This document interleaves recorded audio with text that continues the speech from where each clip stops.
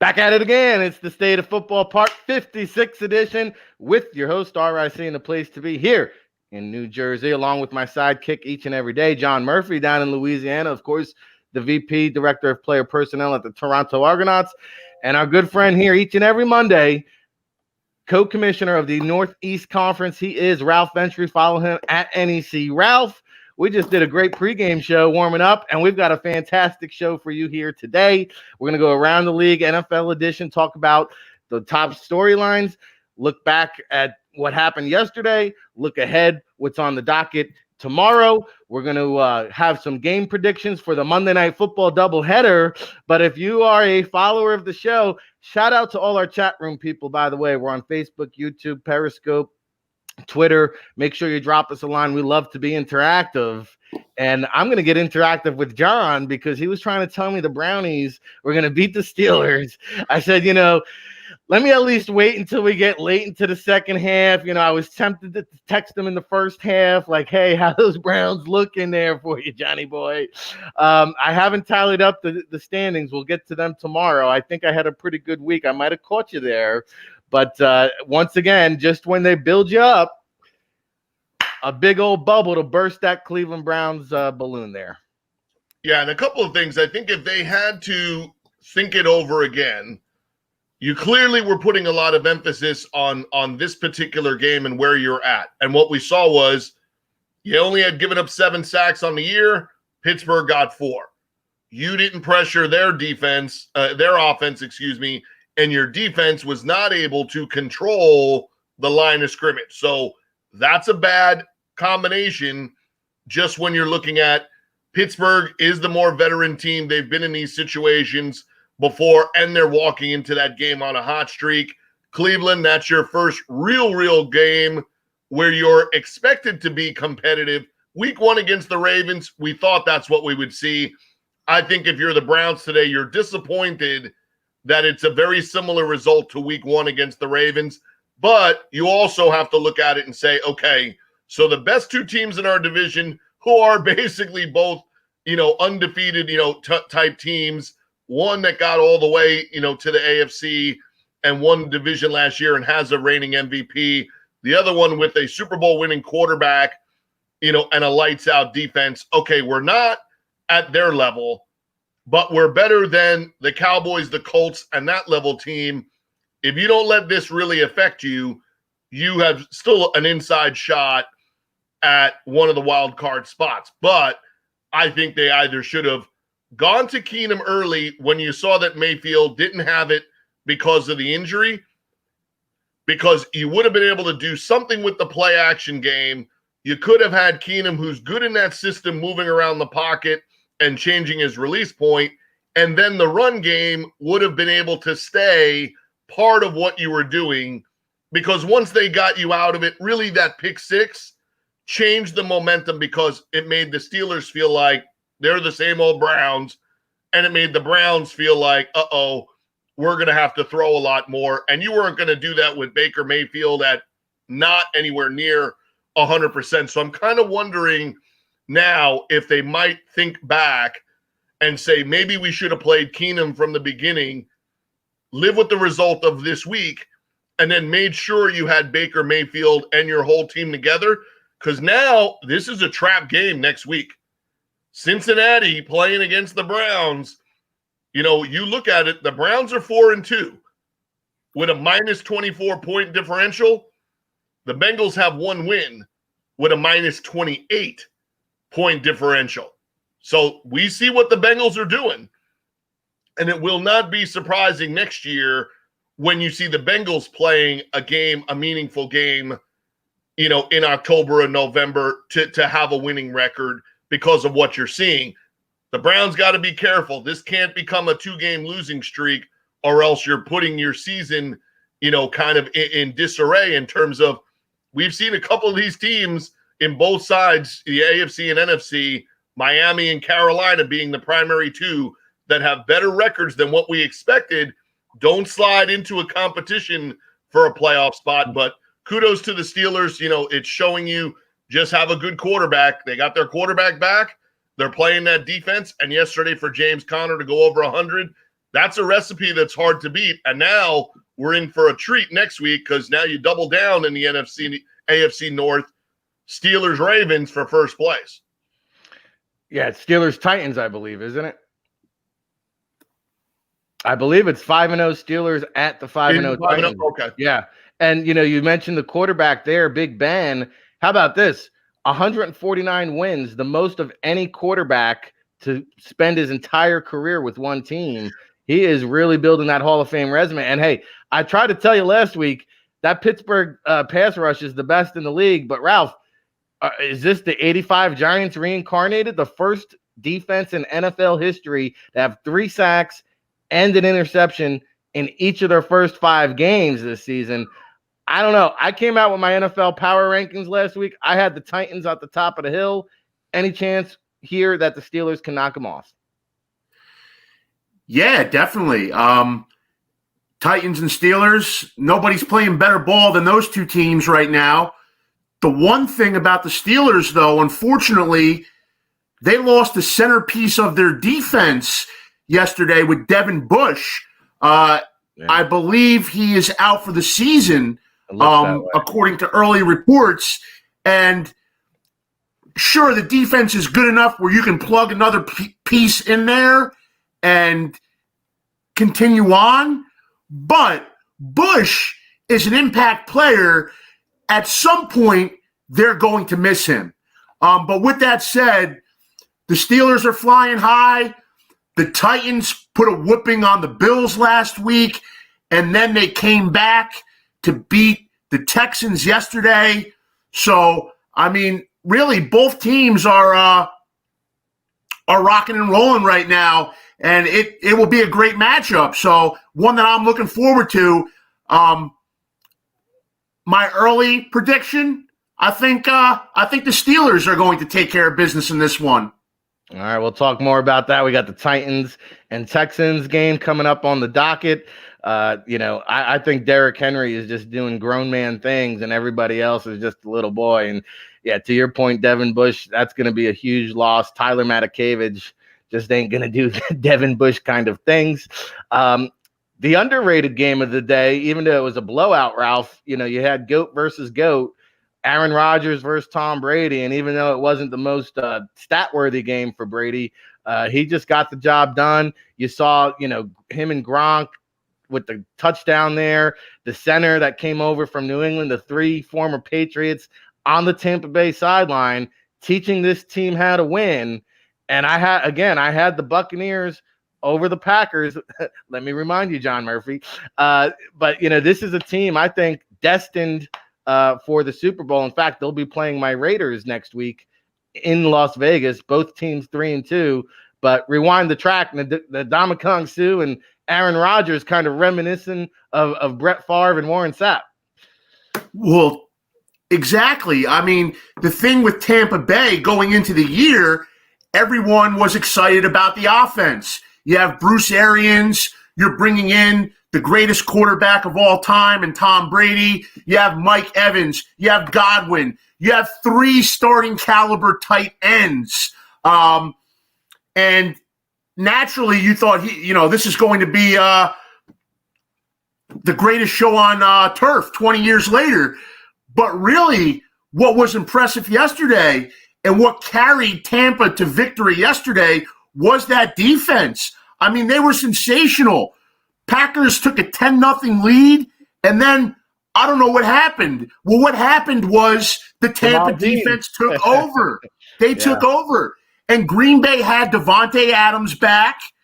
Of course, Green Bay has the prolific run game with Aaron Jones. Jerome Williams is a nice change of pace. And Aaron Rodgers is as good as they come. And the Tampa Bay defense made Green Bay look like the Jets yesterday. So that I don't know what else you could say. They just won on every area of the field. And the pass rush, I mean, Suh is a hard guy to root for. But I got to say it was a little entertaining, him constantly going back and forth with Rodgers. I mean, well, he was in the backfield after every snap. I mean, he was closer to Rodgers than any other person on that field yesterday.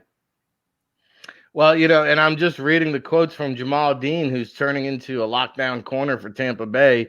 He took Davante Adams completely out of the game. And we talked about the Packers receivers and how one man is getting it done. Well, he said, hey, I studied the film all week long. He said, I knew exactly what was coming.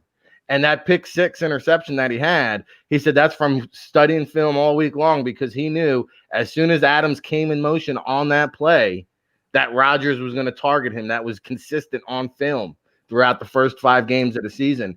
And credits to Jamel Dean. He took Aaron Rodgers to the schoolyard, And so here we are now, suddenly, where the Packers were undefeated, looking like the favorites in the NFC. I can't possibly fathom how you think the Packers are better than the Bucs at this point. I mean, that was a good old-fashioned smackdown with the Bucs. Again, 3-2 at the Raiders next week, 3-2. That's my Super Bowl prediction there. I don't want to get too cliche, Rick, but I mean, it is a week-to-week league, and I think you saw some surprising results yesterday. And that's just the NFL.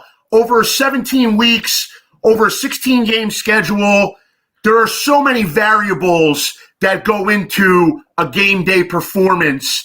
You're bound to put up a stinker every once in a while. And then sometimes you're actually not playing that bad, but one thing happens, it starts to snowball. But yeah, you see some surprising results. Like, to me, the Rams were dominated last night. Yeah.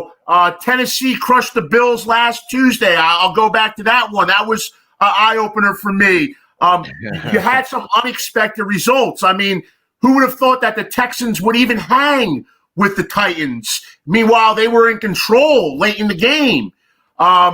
Really some surprising results, but just kind of a wacky week 6. And I won't put so much stock into the results yesterday. I'll put more stock into how those favorites who lost, into how they respond in the next couple of weeks. That'll be the telling sign of how the season goes. Fair enough, but you would imagine a game like that, Green Bay has got to be up for it. I mean, to lose by 4 touchdowns, I'm not putting snow on their grave just yet. I'm just saying I saw a very dominant team against that Packers squad yesterday. Of course, a lot of variables, including the COVID.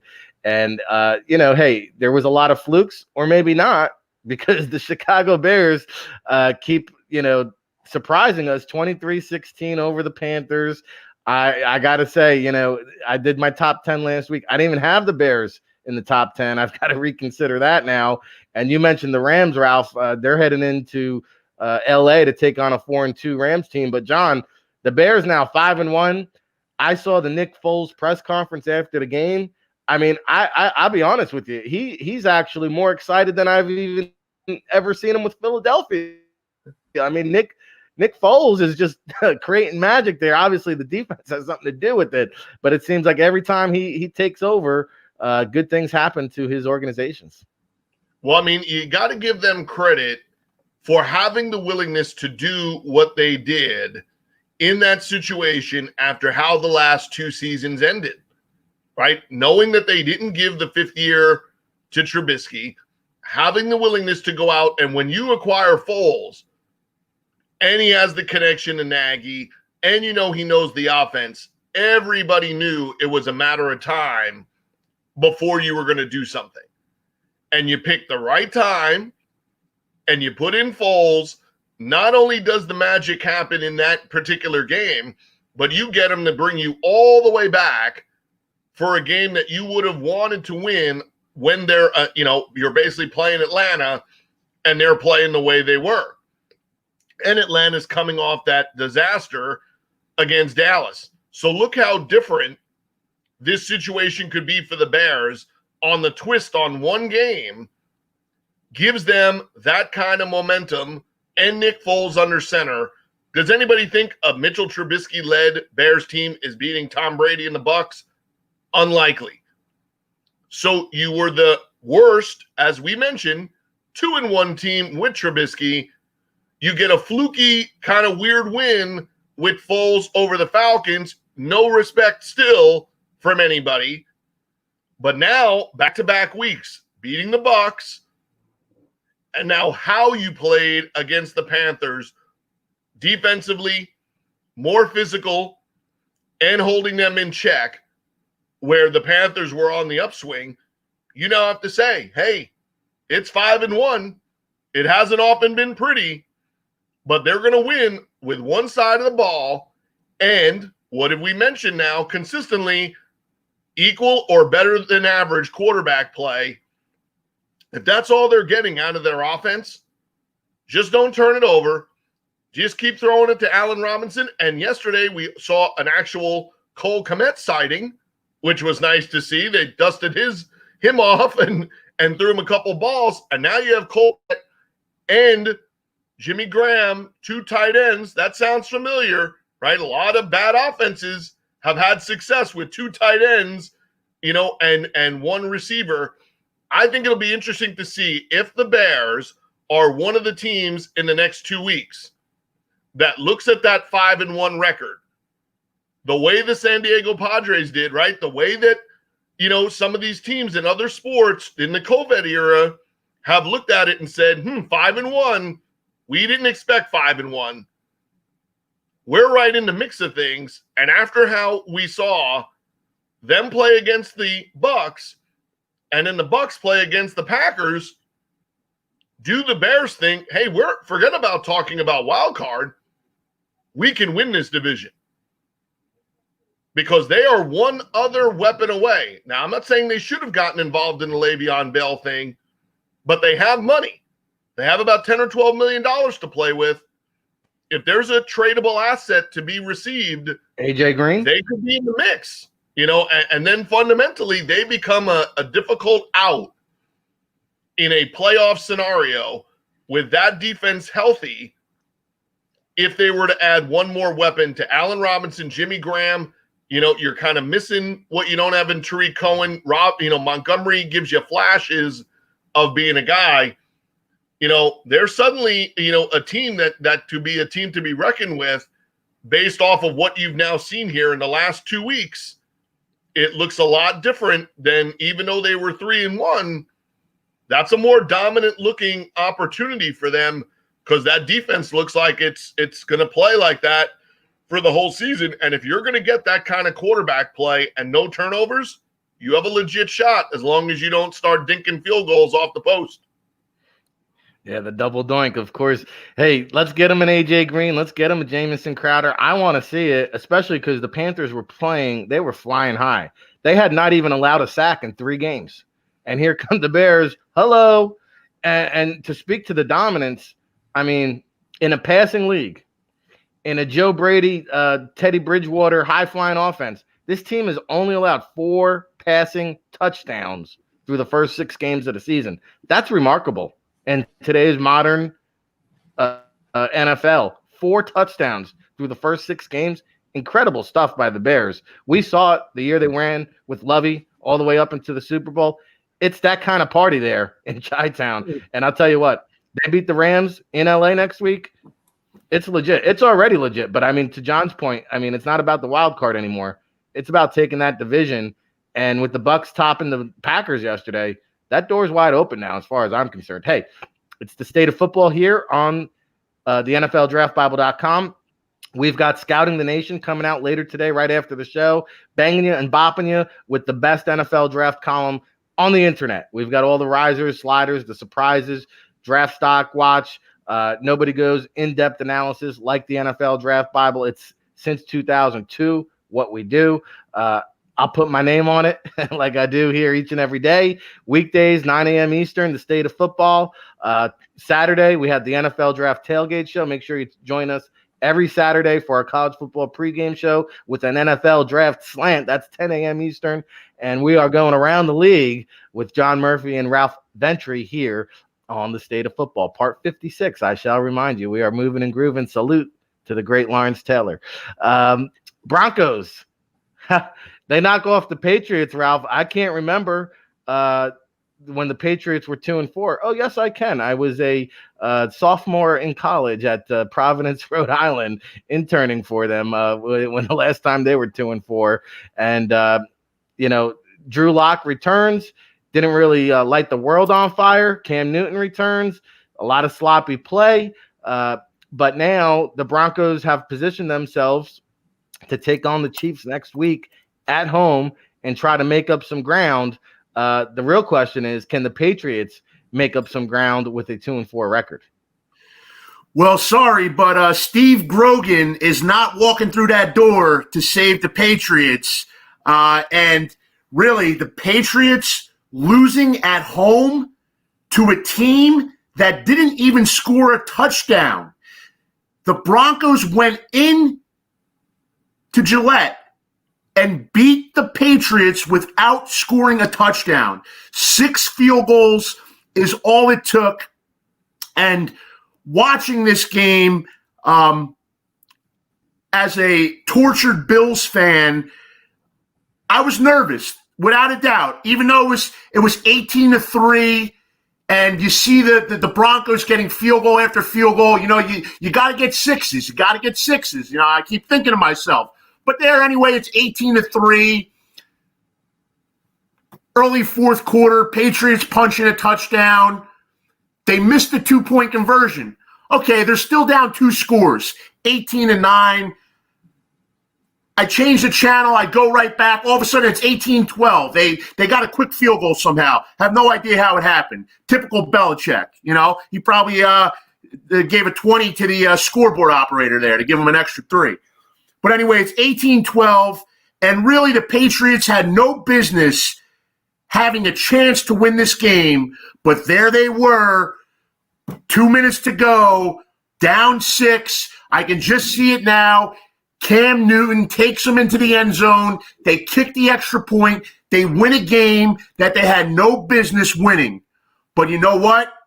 It was Cam Newton. It wasn't Tom Brady. It's a new Patriots team. It's not Tom Brady. Cam Newton, a former MVP, a great player, but he's not that Tom Brady. He's not the greatest of all time. And the other thing is, Cam has very little help out there on offense. I don't know if N'Keal Harry even caught a pass yesterday. Other than him and Edelman, I can't name a receiving target that the Patriots have. Sony Michel was out yesterday on the COVID list. They don't have many weapons. There aren't many tools for Cam to work with. And any time that the Patriots offense has been successful this season, it's Cam carrying them on his back. And how much of that can he really do? The one thing, though, that I do say about the Patriots that has surprised me is their defense has been okay. And I thought their defense would take a huge hit from all of the COVID opt-outs and free agency losses. But their defense is solid. They were even solid against the Chiefs in that primetime game. But it's a completely different team without TB12 under center.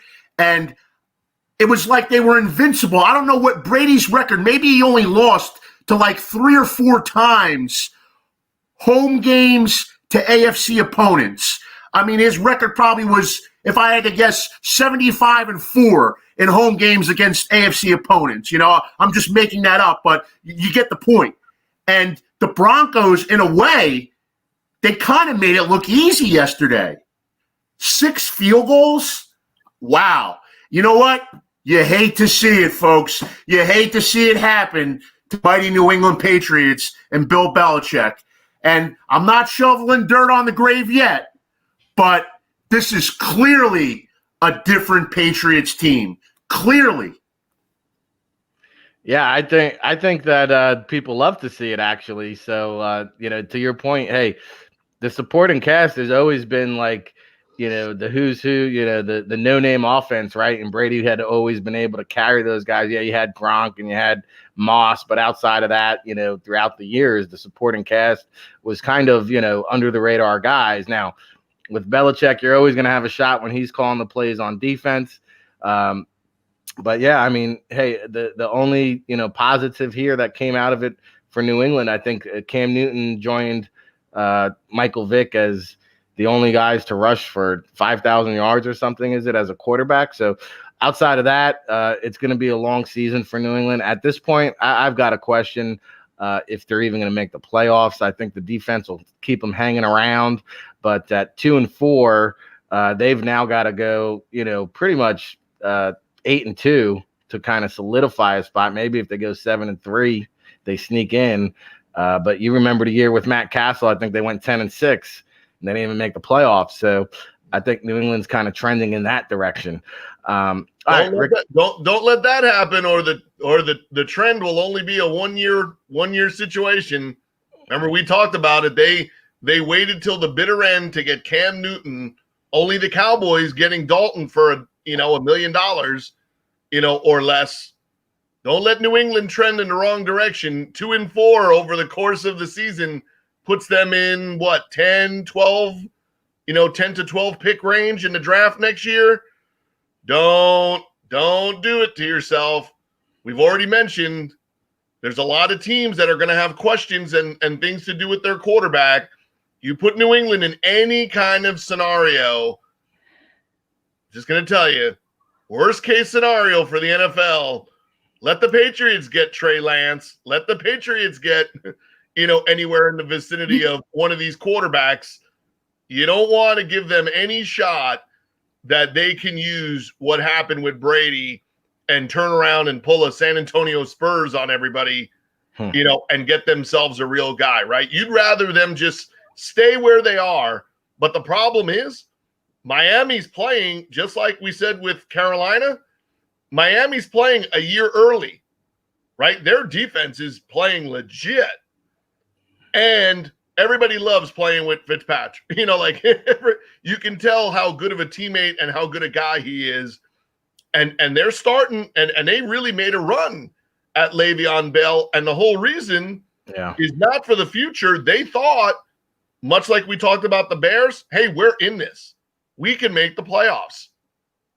So to me, it's a dangerous game to play, that if the COVID and Cam missing that time, if that's, they lost all that momentum that they had and that good vibe that they had potentially, if it's lost and New England now goes on to go 6-10 or something similar, to me, that's, if you want to see no more of the Patriots, don't root for them to go sideways this year, because no one's going to care and remember about this year. Between the COVID and the no Tom Brady, you give them the ammunition to bounce back. To me, that's what you don't want. Well, I'll give you another storyline to watch, because, hey, kudos to Fitzpatrick, because he was cheering as much as anyone for Tua when he took the field. But wouldn't it be something now? Hey, they're not going to need Fitzmagic next year. New England? Hey, I want to rule it out. And, I think he was Fitzpatrick was sandwiched between some really legendary quarterbacks on the all-time passing yardage. I mean, this guy is just sticking around. 16 seasons or something like that. It's unbelievable, the career this guy has had. Of course, we remember when he came out with the highest, perfect Wonderlic score. And, here he is 16 years later. The Ryan Fitzmagic train is. Quick little funny Ryan Fitzpatrick thing is, we all know about what you just said about his smarts and intelligence. He's out at the East-West Shrine game. He took a class or a test the morning of. So the Friday or Saturday of game week, while he's at his All-Star game, he needed to take a test, and literally took a test the week of the All-Star game because of his class schedule. So just kind of shows you kind of funny things that happen along the way, with the guy. But it will not be surprising to see him want to kind of stick with this, right? Like, this could be the one-time scenario where, like, he's always wanted to go to the next challenge. he may want to stick around there because, we're going to go back to that Dan Marino, Kelly, Jim Kelly days. They're not too far, they're not too far away in our future to see the really, great battles between, Tua and the Dolphins, going there and playing Josh Allen and the Bills. We're not too long away from seeing that be possibly, the rebuild of the Dolphins and the Bills relationship for the first place in the AFC East. As long as Chan Gailey's involved, I'm all for it. Hey, what a good sideline. What a good sight to see Dan Marino down on the sidelines yesterday and having him involved with the team as well. Rick Serritella, John Murphy, Ralph Ventri breaking down the weekend that was around the NFL. Shout out to our chat room peoples. I see our guy David Turner from Maverick Sports, who joins us later on in the week, chiming in with some great comments. Yes, Chuck Pagano and Todd Bowles have their defenses playing very well. Always great when you can have a former head coach as your coordinator and bringing a lot of experience and intelligence. Bowles, a pride of New Jersey guy. It wasn't really cut out to be a leader of men or a head coach, but he is an outstanding defensive coordinator. There's no doubt about that. Speaking of questionable head coaches, John, the Texans dropped the ball there against the Titans yesterday, 42-36 in an overtime game that, had some folks scratching their head. Yeah, I'm sure it did. So here we go. I understand you're winning, you have one win. You're feeling okay off of last week. I really believe that, even though he said what he said after the game, I think Romeo Crennel let the emotion of that moment and the sideline, I think you kind of let that get away. And you don't want to say he's unprepared, as a head coach, but you can't have done all the preparation and all the down and distance and scenarios if you're thrust into this role, even though you've had it before, and stuff. So without, just wanting to crush, one of the all-time, good guys and really good coaches in the league, come on, just don't overthink it. Kick the extra point. They now have to drive the field, and if your kicker can properly, kick the kickoff, maybe even pin him inside the 20, they have to drive the field, score a touchdown, and then get a 2-point conversion before it's tied and going into overtime. I don't understand. We're going for the win by going for a 2-point conversion that then makes it so much easier for the Titans to come down the field and score and get you to overtime. And once that happened, to me, all the air was deflated out of you, at the point you don't get it. And now they start driving. And in consecutive games against the Texans, the Texans have had zero answer for Derrick Henry. So what did he go for? 211 last year at the end of the season. And that's not good enough. I'll go for like 250 in a regular season game against them this time. So the negative for the Titans is the loss of Taylor Lewan would be huge, there, because now it means moving Dennis Kelly to the left tackle side and hoping that Isaiah Wilson can actually keep himself on the field doing the right things and probably has to come in and start playing at right tackle for you as a rookie. That'll be interesting moving forward, especially as you mentioned, the next on the docket is the Steelers, who will take full advantage of that opportunity should it present itself. For the Texans, like I said, I get it. It would be much different if that was Bill O'Brien, right? If that's your full-time head coach making a decision like that. Yeah, to me, that's a lot different than, Riverboat Ron going for 2 against the Giants when you're in that situation. A lot different scenario here. You had the game in hand, kick the extra point, get it to 8. I didn't understand the idea of going for 9 and saying you're putting it out of reach. I hate to break it to you, Romeo. You could have had it at 49, and the game was not out of reach the way you guys have played. So going for 9 and telling me it was out of reach for the Titans, have you not been watching some of these games? Did you not see the end of the Cowboys game? Have you not seen teams score more than 9 points in the last 3 minutes of a game? I'm sorry. Yeah, that's a bad mistake and a bad look. But you do have to say they're playing better, right? Ralph mentioned it. You didn't expect this to be a real game. And Deshaun Watson, he's doing one thing. If you play like that, Deshaun Watson, you will get as good a head coach as you can possibly get out there, because you will keep bringing the light onto the factor that the Texans have a 25-year-old Deshaun Watson that you can come coach and be the GM of. So keep doing what you're doing, and you'll get yourself back on track here.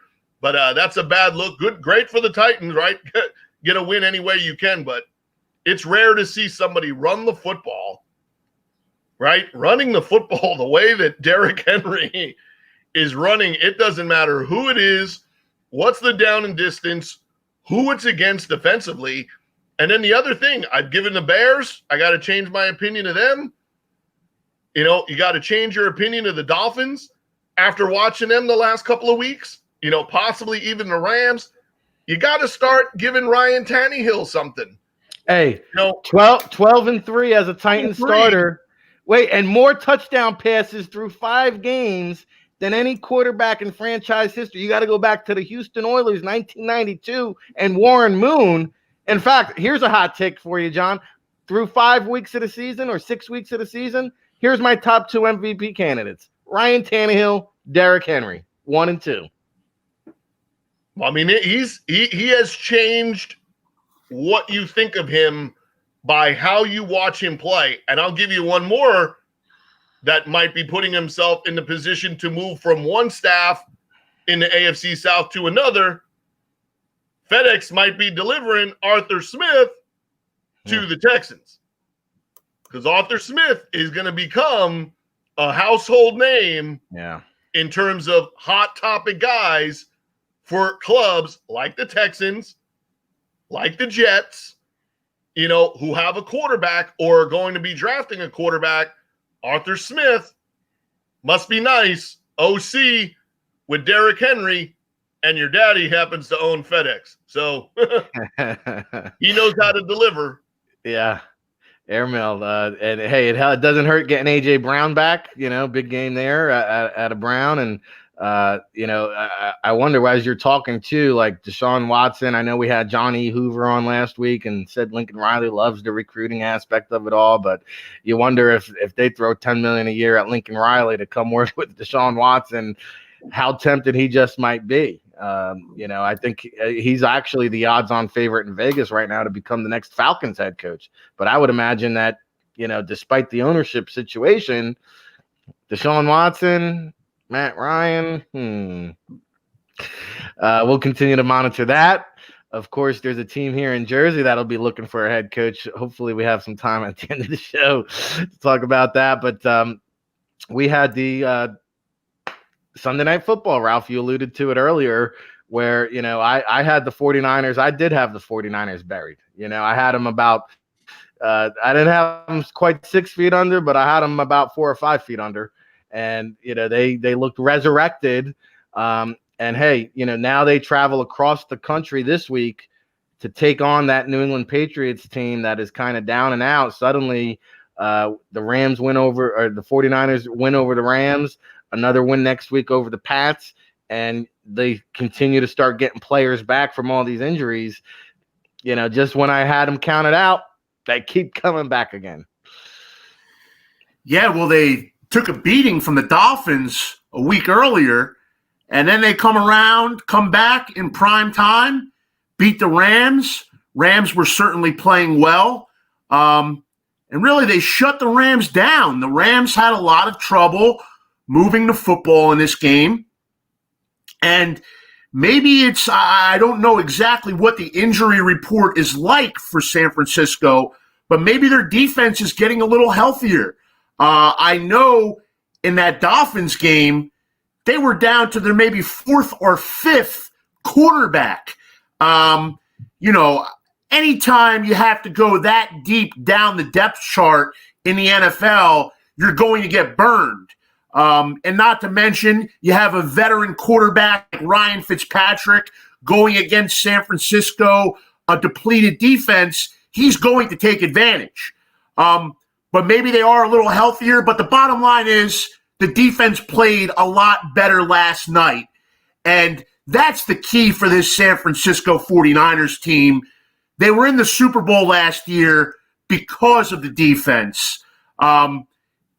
Jimmy Garoppolo, an FCS guy, Walter Payton Award winner. I love him, but let's face it, he is what he is. He's a solid NFL quarterback, can make most of the throws. He's not going to wow you, though, and I don't see Jimmy G as a quarterback who's going to put a team on his back and carry them. San Francisco is all about the system with Shanahan on offense, and it's about that defense. And last night, that defense looked a lot more like the Super Bowl defense of last year, and they shut down the Rams. They must have figured out Sean McVay's bootleg rollout, 15 times a game to Robert Woods. I saw Robert Woods only had like 4 catches for 29 yards last night. So, yeah, San Francisco, just when you think they're down, they're right back up. But that's what good teams and good programs do. They're able to ride out the adversity, so to speak. And adversity, such an overused word. Everybody faces adversity, but no, the going gets tough. You get down a few bodies, but sure enough, they stay the course. Their starting quarterback is back, Jimmy G. Raheem Mostert is back and healthy.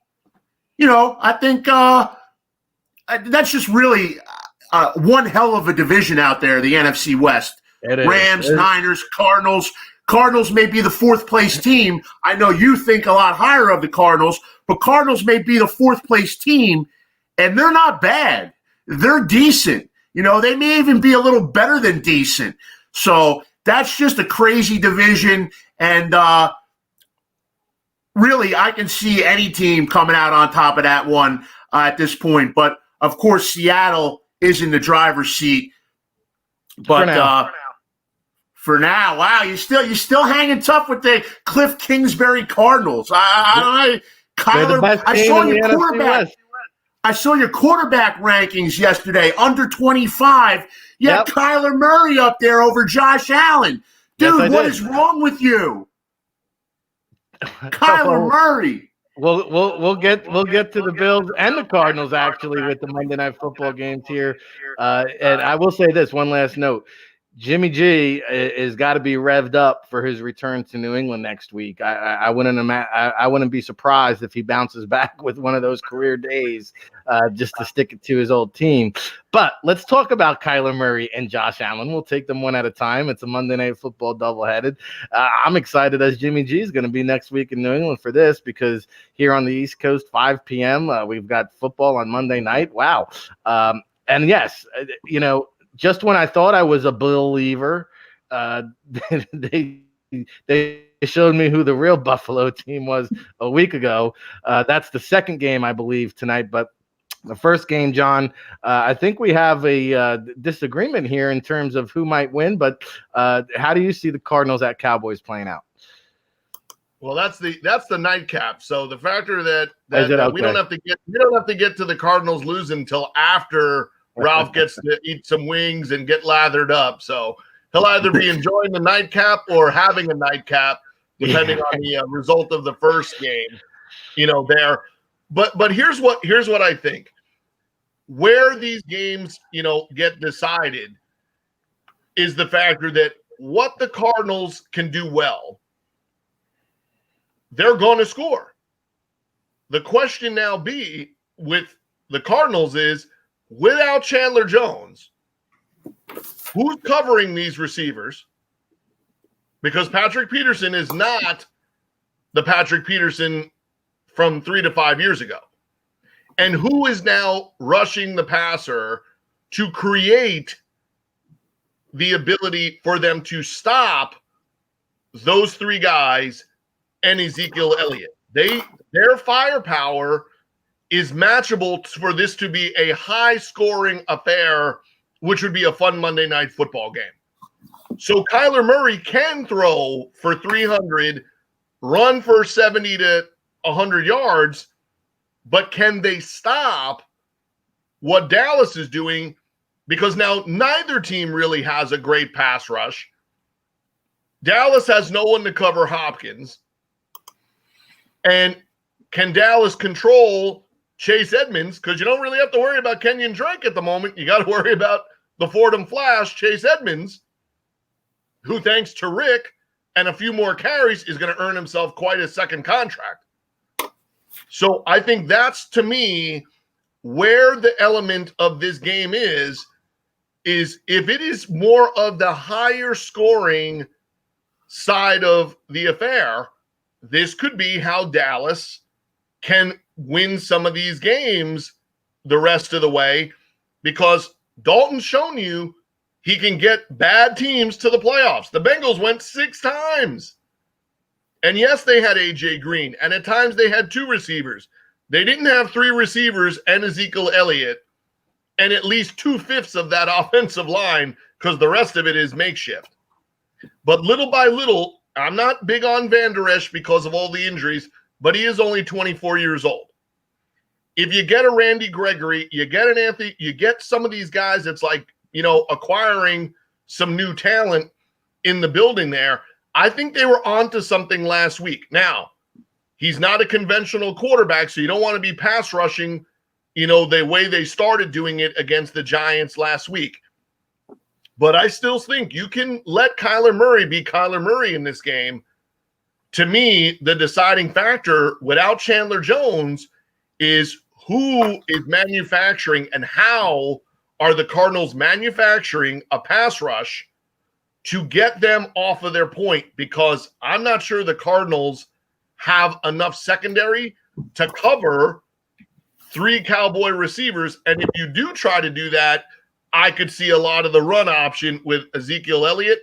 I got Dallas in a high-scoring affair, not only because I want that to happen, but I kind of probably need it to happen to not be down by 3. Well, I'll tell you this. Not so fast, my friend. I would argue, okay, first of all, I want to who's covering DeAndre Hopkins on the Dallas side. But that's one guy. No, I would argue that give me Hopkins, Fitzgerald, Christian Kirk, and Andy Isabella over, and take Isabella out of it. Give me the Cardinals' top 3 guys over the Cowboys' top 3 guys. I'll take Hopkins over Cooper. I'll take Fitzgerald over Gallup, and I'll take Kirk over. Well, maybe I won't take Kirk over CeeDee Lamb, but you get the picture, okay? This is going to be a high-scoring affair. You might see 100 points in this game scored, and it might come down to whoever has the ball last. I got the Cardinals. Ralph, go ahead with the tiebreaker. I'm going with Andy Dalton and the Dallas Cowboys. You call me crazy, but I think Andy Dalton has a little something left, a little magic left. Cowboys can catch lightning in a bottle. He's a quarterback that's made the postseason, 6 times? I mean, he made the playoffs with the Bengals, made the playoffs 6 times with the Bengals. I mean, come on, guys. No, Andy Dalton is probably the best backup quarterback in the NFL, and really is better than more than a handful of starters right now in the NFL. But the problem with Dallas has been that defense. I mean, they've been non-existent. Even with Dak was rolling up 500-yard passing games, and Dallas was still finding a way to lose. So if they want to go anywhere and emerge out of that NFC least, they're going to have to fix something on that defense. But as far as moving the football and scoring points, Andy Dalton isn't Dak Prescott, but Andy Dalton will be just fine. You go watch. He'll be just fine. 3 touchdowns from the Red Rifle tonight. There you go. I hope you tune in tomorrow, Ralph. I'll have a special shout out for you as I give you and John my wrath over the Cardinals. You keep doubting them, but you shall see tonight, my friends. I've got the Cardinals, and it's going to be close, but I've got the Cardinals in a high-flying affair. All right, Ralph, I know you've been waiting all show long for this one. The defending champion, Kansas City Chiefs, with their fresh acquisition of Le'Veon Bell coming into Buffalo. I almost hopped on the wagon. I wanted to circle around with you last week, and then they brought me right back down to reality. Here's a chance to make a statement game. Are they contenders or pretenders? We will find out tonight, my friend. No, it's definitely a statement game, an opportunity for Buffalo. Even if they lose tonight, though, I'm still a believer, and for good reason. If you want to jump off the bandwagon now, be my guest. But there's no – on paper, they're the best team in the AFC East, and really they're playing like the best team in the AFC East as well. So I'm going to think that they have a tough schedule coming up. Even if they have to finish 7-9, 9-7, I think they'll win a division. But regardless, I got to go back to that Tennessee game for a second because, yes, the Bills got hammered. They were bludgeoned. It was ugly. But Tennessee scored 4 touchdowns in that game. On all 4 of those touchdowns, they started inside the Buffalo 30-yard line. If you go look at that game, you'll notice Buffalo outgained Tennessee. Despite losing 42-16, Buffalo outgained Tennessee, and Buffalo converted, I believe, 12 of 17 third downs. Statistically, it was a wacky game when then you look at the stats and you look at the score. But the bottom line was 2 interceptions with long returns, a fumbled kickoff, just a long punt return for Tennessee. A lot of failings on Buffalo, and it kind of was the perfect storm. Not to mention, on defense, Buffalo was without their 2 best defensive players, Tre'Davious White and outside linebacker Matt Milano. Hopefully, they will both be back tonight. Buffalo also was without their top 2 starting cornerbacks. I mentioned Tre'Davious White. He was out. Levi Wallace, a former undrafted rookie out of Alabama. Now he's in his 3rd year. Levi Wallace is on IR with a short-term injury. So Buffalo was down their 2 starting cornerbacks. And as much as I like him, Josh Norman got torched. There were a lot of reasons why the Bills lost. And the defense does scare me a little bit. I have to think that Leslie Frazier and Sean McDermott will make that defense into a serviceable unit before the year is up. But the bottom line is don't sell off on the Bills because of what you saw last Tuesday. Just a weird game Tuesday night. And I got to say, from the outside, looking at it from the outside, the Bills did not look ready. They did not look prepared. They did not really look focused. I'll be interested to see how that happens, if that changes tonight. But, I think the Bills are going to score points against this Chiefs team. But will they score more than Patrick Mahomes? That's the question. It's a track meet. This Tyreek Hill, nobody can cover him. Tre'Davious White can cover him, but he can't keep up with him step for step down the field. Kelsey worries me for the Bills. Kelsey worries me in the middle of the field. That's an area where the Bills have been vulnerable this year. Mike Gesicki, tight end from the Dolphins, he did a lot of damage against the Bills over the middle.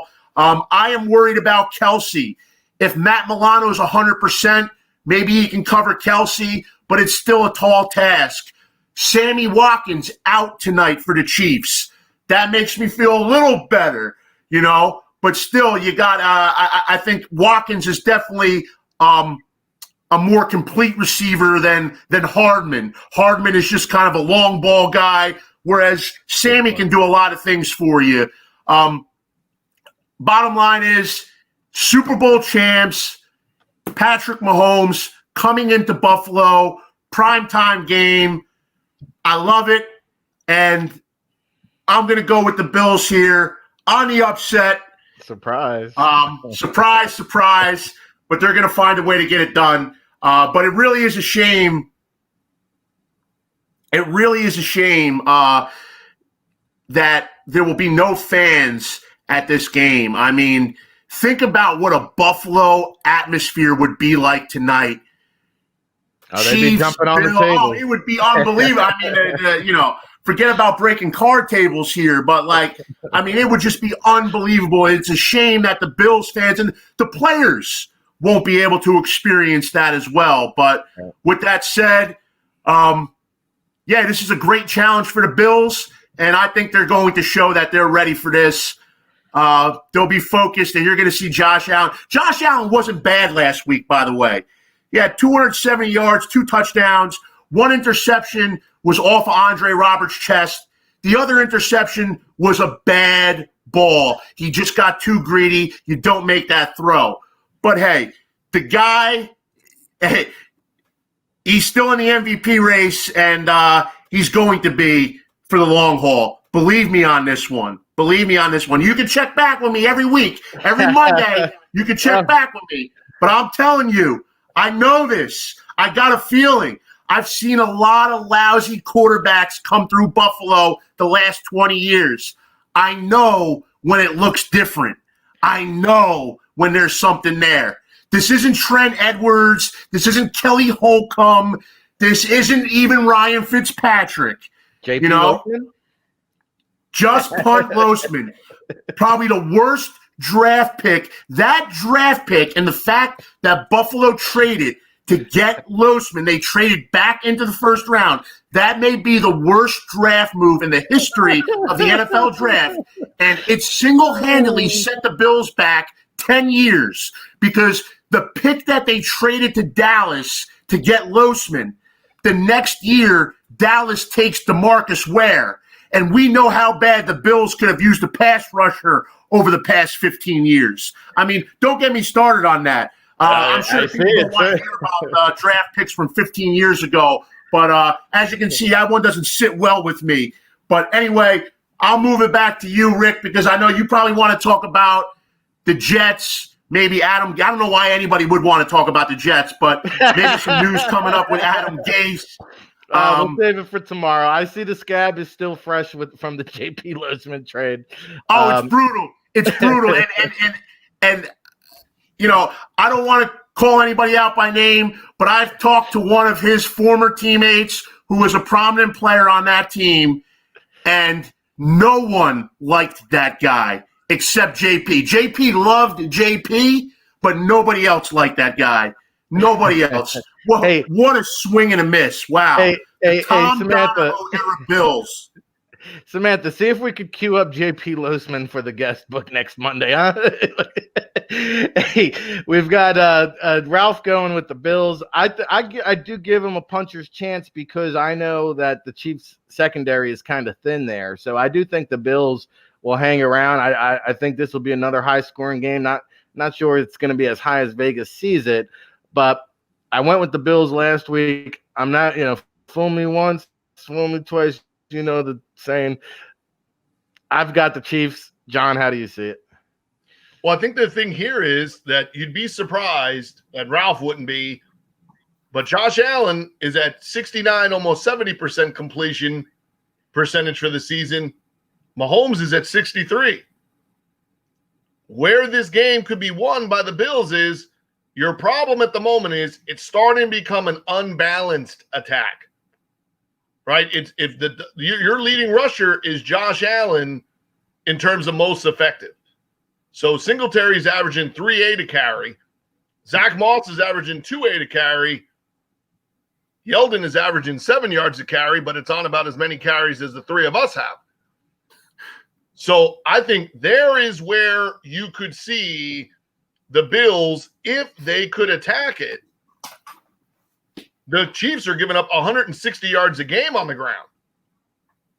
So if you could attack that part of the variable tonight, make that become part of your game plan, then use Diggs and the emerging Gabriel Davis to take advantage of the Chiefs down the field, you might have yourself something in terms of keeping the ball out of the hands of Mahomes, get yourself some time of possession, try to help your defense by not having them out on the field as much as they are, because even with the extra day, you probably get White and Milano to play in this game. 100%, I'm going to say probably not. The factor that Mario Addison has been their best pass rusher so far, love Mario Addison, but a mid-30-year-old Mario Addison is not going to get the job done if he's your best pass rusher against what the Chiefs are bringing to the table. The defensive line is troublesome. I don't mind if Sammy Watkins isn't playing, because if you're the Chiefs, it then gives Hardeman and DeMarcus Robinson, and even once in a while, the special teams guy, Byron Pringle, gets thrown out there, and that guy catches a 25-yard pass. So for them, it's not really an issue when one of their guys are out, because they're going to spread the ball all over the place. To me, the game here is, can either one of these teams start to get their ground game going, which then could make their offenses that much better? But for the Bills, it would take some of the pressure off of their defense if you could start running the ball and get some time of possession, because you're rushing for under 100 yards a game. You're giving up a lot of big plays. You're giving up 28 a game, and now you're forcing Josh Allen to become more of that gunslinger mentality that they want to kind of keep, level with him.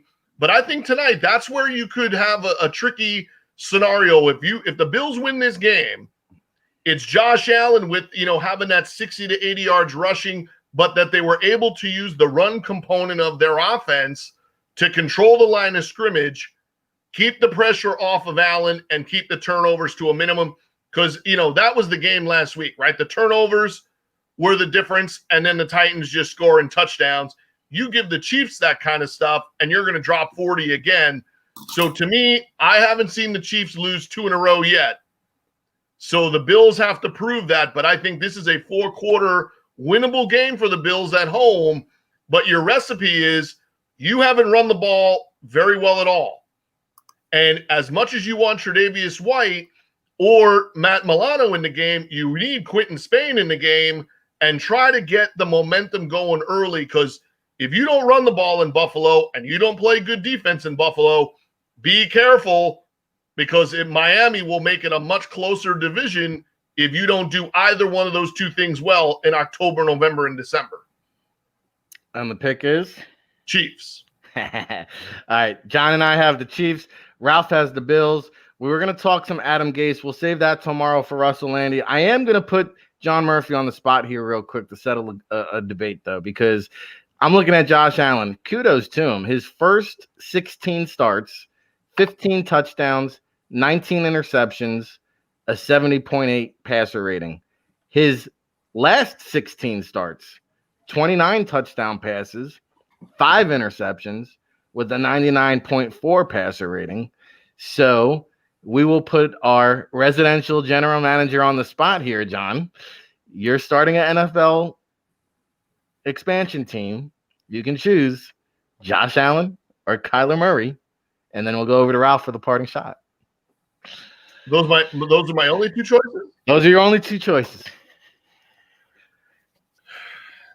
I mean, if I have the Kingsbury, if I'm doing the whole Kyler Murray thing, I could justify it that way. I think what I've seen out of Allen, knowing that I could then have, my choice of how I would run it, I'd probably go Josh Allen with how I would want to run the whole team, is because I think you have to play a particular way to be successful with Kyler Murray.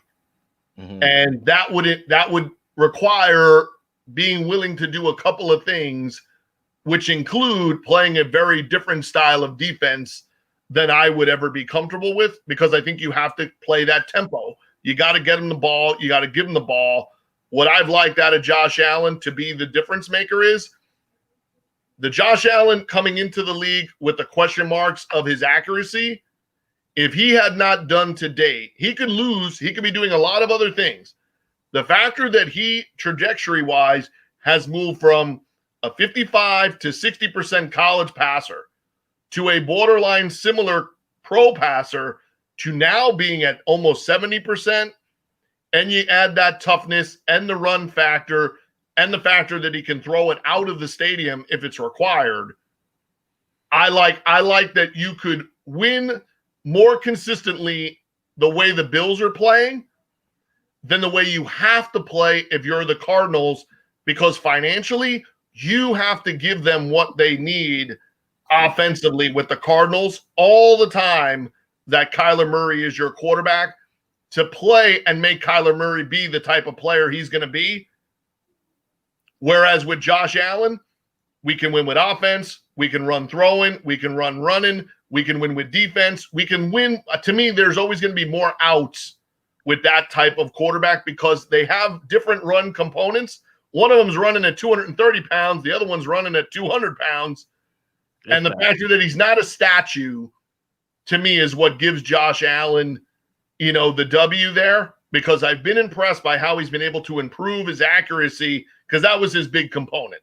No doubt. And to me, you just have to, and they both can do it, but you have to play a certain style with Kyler Murray for your team to be successful. Not Kyler Murray, but the whole team to be successful. To me, the Bills have an easier route to consistently being a 10-win team. The Cardinals, it's going to have to be a work in action all the time to make sure you have the right people and the right situation around Kyler, because you can't sit down and play read and react defense with that guy and not get him the ball. Kyler Murray's got to be running a lot of plays all the time, and then that offense is go, go, go. I'm Josh Allen. Close, but Josh Allen. All right, fair enough. Hey, October 19th, we've got these two on the record. We'll revisit this come the end of the season and chop it up. Ralph, we appreciate you spending some OT here with us on the state of football. Parting shot for the people here. I agree with John. Josh Allen's the better quarterback. No, but really, when you look at Josh Allen's first half, when you look at those first 16 games that you mentioned with those ugly statistical numbers, there's one thing in there that you have to look at, and it's Josh Allen's win-loss record in those games. His rookie year, when the team wasn't very good, Andre Holmes was their best receiver. It was pretty bad. Nathan Peterman was lurking in the wings, that whole mess. Josh Allen was 5-6 as a starter in 2018 on a team that was 6-10. Josh Allen was 5-6 as a starter, and he did a lot of the damage then with his legs. He was moving the chains by running the football. The last couple games, outside of the first game this year against the Jets, I think he only has 3 or 4 carries per game. So he's passing a lot more from the pocket, and he's showing you that he can be effective in different types of games and on different teams. And I agree with John in the sense that Kyler Murray, it's more of a system there. And that's why I was skeptical of the college coach, Cliff Kingsbury, and a small, undersized quarterback in Kyler Murray. And maybe it's the old school in me, and maybe it's ignorant in a way, but I said, no, this is the NFL. We're not bringing a 500 college coach into the NFL with an undersized quarterback and reinventing the game. But with that said, the Cardinals have had some decent success. So I will give you that, Rick. And the NFL is evolving. No, you're right. You're right. But Josh Allen's better. You know that. You know that, Rick. Well, we'll continue to debate it all season long here on the State of Football. Ralph Ventri here each and every Monday. Of course, tomorrow we'll have Russell Landy of course, from the Calgary Stampeders to join us, discuss some college football around the league. Of course, the Adam Gase situation. Russ very well connected in that organization. He's got his finger on the pulse with who the head coaching candidates could be. And, of course, the college football Scouting the Nation on NFL Draft Bible.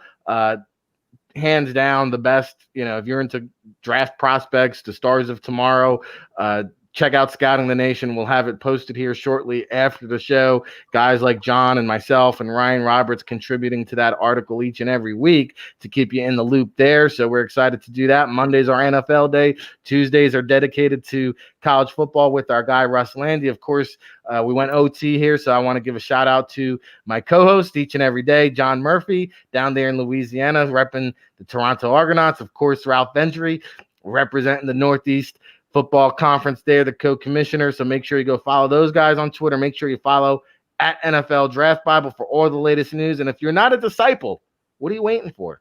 Get online, go NFLDraftBible.com. The 2021 virtual NFL Draft Guide now available. Over 300 scouting reports. We're adding to it daily. We'll be back tomorrow to break it all down on the state of football. Your new home for real football talk in the mornings, weekdays, 9 a.m. Eastern. Thank you.